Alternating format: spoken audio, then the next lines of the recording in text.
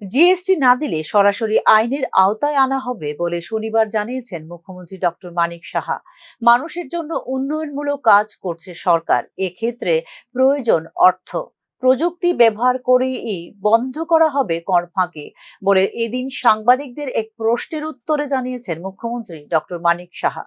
দেশ এবং রাজ্যকে এগিয়ে নিয়ে যাবার প্রয়োজনেও সময় মতো কর প্রদান আবশ্যক বলে জানিয়েছেন মুখ্যমন্ত্রী ডক্টর মানিক সাহা।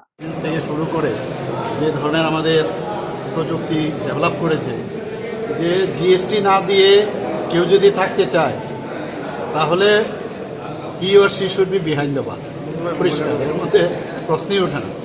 কারণ আমাদের সরকার, আমাদের দেশ, আমাদের সেন্ট্রাল গভর্নমেন্ট, আমাদের রাজ্যের সরকার যাই ডেভেলপমেন্ট হবে, যাই কিছু করবে সাধারণ মানুষের জন্য করবে, এবং সেটা তার জন্য অর্থের প্রয়োজন। অর্থ আসবে কোথা থেকে? তো যারা ব্যবসা করবে অথচ ব্যবসা করার পরে তারা জিএসটি দেবে না, সেটা তো সম্ভব নয়। এবং এই কারণেই কিন্তু আমরা এই ধরনের সমস্ত প্রযুক্তিকে ব্যবহার করে, এবং বাধ্য হবে, আলটিমেটলি সবাই বাধ্য হবে এই জিএসটি দেওয়ার ক্ষেত্রে, ওরা কিন্তু বাধ্য হবে। কারণ